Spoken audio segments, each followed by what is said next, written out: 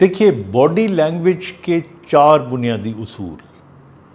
پہلا بنیادی اصول یہ ہوتا ہے کہ آپ کا جو آئی کانٹیکٹ ہے یہ آئی ٹو آئی ہونا چاہیے. بیکاز جب آپ کسی سے بات کرتے ہیں تو اگر آپ کا آئی کانٹیکٹ اچھا ہوگا تو ایک تو اس شخص کو یہ پتہ چلے گا کہ آپ اس کو اہمیت دے رہے ہو، اور دوسرا اس کو یہ بھی پتہ چلے گا کہ آپ جو بات کر رہے ہو آپ بڑے یقین کے ساتھ کر رہے ہو.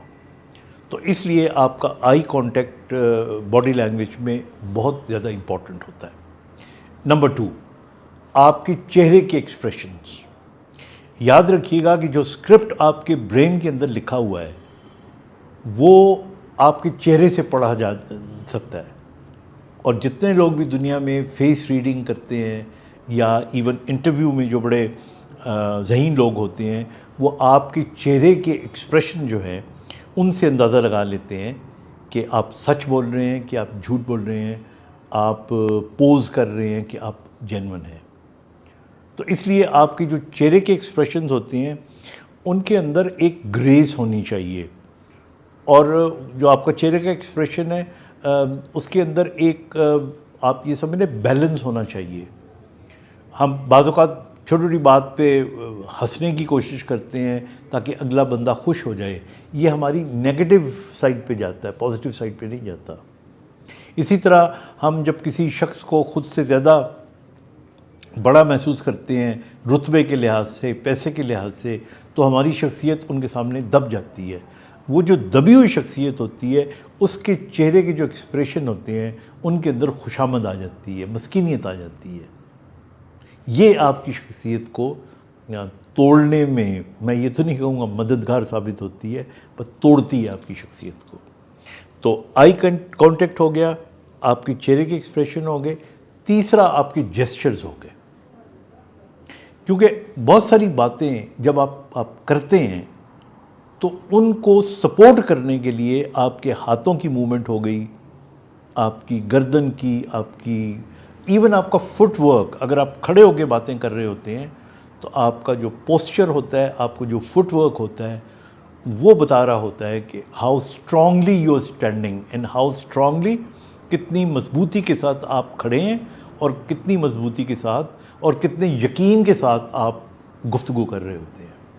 آپ دیکھیے دنیا کے جو بہت بڑے بڑے لیڈر رہے ہیں ان کی باڈی لینگویج آپ دیکھیں، جن میں آئی تھنک اگر سب سے زیادہ باڈی لینگویج مجھے کسی لیڈر کی پسند ہے تو وہ قائد اعظم کی ہے.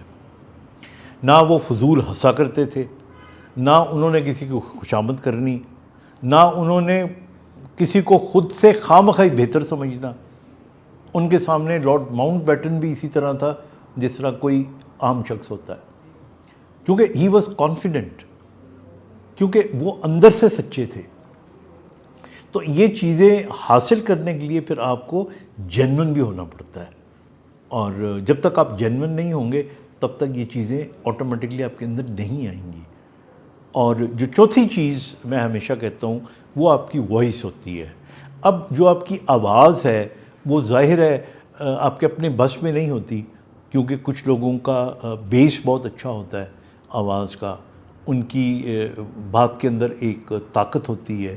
کچھ لوگوں کا بیس اتنا اچھا نہیں ہوتا.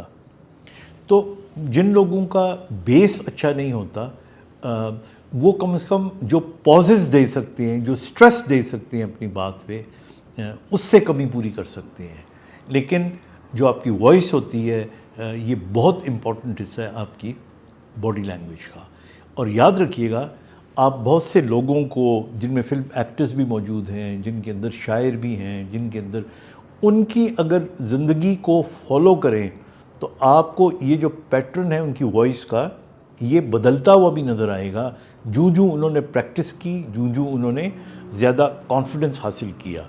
کیونکہ آپ اگر کانفیڈنٹ ہوں گے تو آپ کا بیس کچھ بہتر ہو جائے گا.